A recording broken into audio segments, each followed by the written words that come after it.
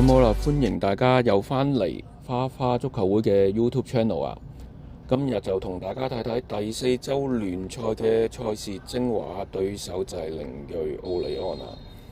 咁啊，花花嘅正選陣容呢就作出幾個調動啦，其中一個比較特別就係隊長嘅黎耀昌呢就改打右後衞啊！咁啊，望翻第一個攻勢係連拿度撳入禁區，咁啊毛家樂喺個邊線攞翻個波。回後俾黎耀昌攞傳中啊！咁啊望下中間呢，咁啊彭耀廷又快連拿到一步，將個波揈咗入遠處啊！咁啊開賽3秒呢，花花就閃電打開紀錄啊！咁啊彭耀廷又企啱個位，咁啊連拿到喺後邊都諗住衝頂㗎啦，咁啊但係就俾阿挺截糊啊！咁啊阿挺都攞到今季嘅個人開齋波啊！咁啊睇翻靈銳奧利安呢都唔係冇攻勢啊！咁啊睇翻佢哋嘅傳中呢，第一下就以為佢哋嘅傳中又唔係幾好啊，個落點就比較差。咁啊但係何成峰都盡人事嘗試施射啦，咁啊俾花花嘅守衞解圍引翻個波出嚟啊！咁啊繼續都係奧利安嘅進攻呢，又見到何成峰啊！咁啊分過嚟左路嘅沈俊謙。咁啊傳中嘅時候呢，都以為漏到去尾處咁啊，好彩咁啊，又係客串左後衞嘅文明理呢，就趕到將個波踢落底線啊！咁啊捱完1、2次奧利安嘅進攻之後呢，咁啊花花又再策動進攻啦！咁啊又係連拿度加毛家樂呢個組合啊，分落底線咁啊，毛家樂揾翻連拿度啊，咁啊連拿度就喺禁區裏邊做件最輕鬆嘅事情啦！咁啊喺大概小禁區出邊呢，咁啊掃把腳撞射破網啊！咁啊為花花領先到2-0啊！呢個時間其實只不過係開賽之後嘅14分鐘嘅，所以見到花花嘅球員呢咁高興呢，就係呢2季啊，其實花花揾一個聯賽嘅入球其實都幾經辛苦啊！其實都唔係咁容易打開紀錄，而且就喺咁短時間裏邊領先到2球，所以見到啲球員都好高興啊！但係往往呢件事呢就唔係咁順利嘅。咁睇埋呢球黎耀昌解圍竟然喺中間踢喎，咁輾轉之間呢都解唔到圍呢。咁行健軍嘅遠射省個對手，咁跌咗落嚟右路嘅斯萊特卡爾呢。咁趁葉俊門出嚟嘅時候啄起個波，咁笠過咗葉俊門喺個尾處入網啊！咁好快嘅時間就替靈銳奧利安又追翻一球啊！本身行健軍嘅勁射呢就唔算好大威脅嘅，但係散到郭宇軒彈環之後呢，就突然間見到斯萊特卡爾就空晒喎。咁俾人追翻一球之後呢，花花又再施加壓力啦。咁見到又有罰球自然係佢哋高佬嘅優勢啊！再一次黎耀昌嘅傳中，今次頂入嘅呢就唔係平時見到嘅連拿度或者趙俊傑就係新加盟嘅黃子健啊！咁喺個人從中間裏邊呢，竟然又其實就冇乜人 mark 佢喎。再睇個慢鏡，咁子健都幾輕鬆喺個龍門口揼個彈地波入網啊！咁為花花領先到3-1啦，時間其實只不過係23分鐘啫。咁上半場嘅半場左右嘅時間已經領先到3-1呢，就本身以為花花今日就會踢得比較輕鬆啦。再睇埋呢啲球攻勢又係連拿度撳俾毛家樂又係一樣嘅組合回俾連拿度，但可惜今球呢，佢就射高咗咁可能呢球入咗呢，成場波嘅形勢又會完全唔同咁但係呢球波就冇入之後呢，咁好似一啲戲劇性嘅畫面就出現啦。咁睇埋呢球黑仔後場搶奪轉手為攻引球推進㗎啦。咁但係俾對手球員侵犯見到黑仔都好落嚟，都好唔憤氣咁上半場嘅後段呢，咁斯萊特卡爾本身都仲有一次機會咁但係球證就吹罰咗趙俊傑話佢就踢到斯萊特卡爾。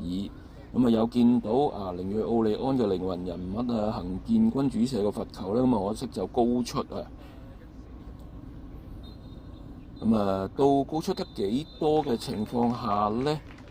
咁上半場啲暫時花花就3-1領先住對手。咁啊，經過半場嘅休息之後呢，下半場就花花有調動嘅，咁啊劉學銘就入替咗趙俊傑啊，咁啊，其餘球員都冇變動嘅。咁啊，見到靈銳奧利安下半場其實都施加好多壓力啊，咁啊好彩葉俊門有手快將個波打走啊，咁啊花花呢邊角球係點呢？咁啊連拿度都以為可以再入一球啊，咁啊但係靈銳奧利安嘅守衞就死頂住佢啊，咁啊冇辦法將個波壓入去龍門口度啊。咁啊，本身就諗住下半場啊，花花可以睇定啲嚟踢啦。咁啊，但係就花花就似乎開賽初段呢，咁啊有啲急有啲亂啊。咁啊睇埋本身呢一球啊，彭耀廷就本身以為可以呃過對手就可以射入啊，咁啊但係就又散到對手喎。咁啊，大家都錯失咗啲機會之後呢，咁啊開始就進入今場嘅叫做戲肉嘅時間啦。本身就望到咁啊。奧利安啦喺左路吊個長傳，本身唔算好大威脅嘅，但係過咗劉學銘頭，咁啊黑仔可能都冇預計學銘會漏啊，咁啊俾阿斯萊特卡爾呢，咁啊過埋嘅時候就面對住葉俊門，又輕鬆將個波送埋入網啊，可以再望一望個慢鏡，一個長傳嘅時候，可能學銘就褪得唔夠啦，爭半步就試唔到個波，咁啊斯萊特卡爾一攞波嘅時候攞過埋啊黑仔啊，咁啊對住葉俊門就將個波送埋入網啊！咁啊喺55分鐘嘅即係下半場10分鐘呢，咁啊奧利安又追翻一球啊！咁啊戰情又緊湊咗啦，球員都喐緊咗啊！所以見到連拿度又接應傳中頂埋去啊！咁啊可惜呢，頭頂腳踢之下呢，咁啊一係中楣就一係俾對手啊生翻出嚟啊！咁啊其實花花本身呢個形勢上全部其實都踢得幾好嘅，又好似呢球咁樣。一個直線放落俾連拿度，可惜角度太窄啦，咁啊射個波出界啊！本身點解形勢唔算太差嘅情況下呢，其實就冇乜機會俾奧利安作出射門或者係組織嘅，但係往往奧利安呢都係打啲反擊啊！咁啊，但係睇翻呢球就係花花打翻個反擊啊，但係無家樂推到順起腳，但係就喺柱邊出界。咁啊，其實就奧利安呢，就其實最緊要提防嗰啲靈魂人物就行健軍啦。咁啊，但係有時就一個唔留神走甩呢，就好易出事啊。咁啊，再睇埋花花呢球反擊先啊。咁啊，落到嚟左邊底線嘅，咁啊單對單發覺就去唔到回翻後。咁啊，結果都係要再傳中嘅，咁啊揾邊個呢？咁啊，今次唔係連拿度啊，發覺點解史建威會頂後嘅呢？因為其實中間有太多黑衫奧利安嘅球員喺度啊。咁啊，今日踢得幾好嘅蘇有田啦，嚟到遠射又高出。咁啊，到奧利安啊，咁啊一個龍門球嘅攻勢呢，咁啊本身就花花搶翻個波啊，咁啊，但係黎耀昌可能唔係好習慣打右後衞位置啦，向中間推進嘅時候啊，爭啲俾對手偷到啊。咁但係呢個角球開出嚟呢，就出事啊。咁啊開出嚟嘅時候呢，咁啊劉學銘就竟然又一次頂唔到個波喎。咁啊去到尾處呢，望落去個畫面，大家睇睇慢鏡，可能係連拿度啊，因為俾劉學銘揚一揚嘅時候呢，個波啊彈落去連拿度個頭度，將個波擺老烏啊頂咗入網喎。咁啊去到71分鐘嘅時候呢，竟然俾奧利安追翻成3-3。咁啊落後之後，花花就梗係空群出擊啦。咁啱啱呢球史建威就接應傳中，可惜就頂個波底頂高啊。咁啊，但係其實往後嘅時間呢，花花都係壓住靈銳奧利安嚟打㗎啦，踢好多長傳啊，踢好多高空波啊。咁啊呢一球呢，落到嚟後備入替嘅陳顯光嘅傳中，咁啊可惜出波嗰下好似閃線腳啊，直接將個波傳咗落底線啊。咁啊再望都係高空波啊，抌入去。咁啊連拿度都做第一點支點啊，彈翻個波出嚟。今次加樂執到，但係可惜射個彈地波冇力啊。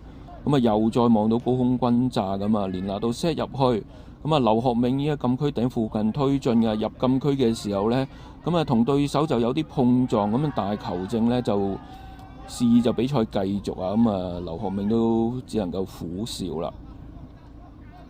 咁啊繼續都係更高波啊，咁啊孖子掉入去，連拿度撐嗰個波，咁啊再攞到嘅時候呢，咁啊最後一幕已經去到補時階段嘅時候咧，就出現咗一個咁嘅畫面啊，應該係本身就係劉學銘撐高啊，唔係連拿度撐高啊。咁啊撐高嘅時候咧，咁啊連拿度本身就心口再照落嚟啦。其實就好多奧利安嘅防守球員就已經圍住連拿度噶啦。咁啊，但係咧，咁啊奧利安嘅防守球員就有啲唔係好夠冷靜啦。咁啊出腳就踢到連拿度，咁我再望翻個慢鏡啊，咁你睇到啦。咁啊有起腳，咁啊踢到連拿度，咁啊所以球證又俾咗12碼，咁啊踢落去連拿度嗰個就係28號嘅阮智輝啊。咁啊連拿度就自己操刀就順利將個波送入網啊。咁啊激動到入波之後，大腳將個波踢咗出街啊。咁啊亦都攞咗一面黃牌啊。咁啊因為知道呢個入球對花花十分之重要啊，因為最緊要係全取3分啊。咁啊去到後段啊，咁啊都仲係花花維持住4-3呢個結果啊。咁啊最終就順利取得聯賽3分。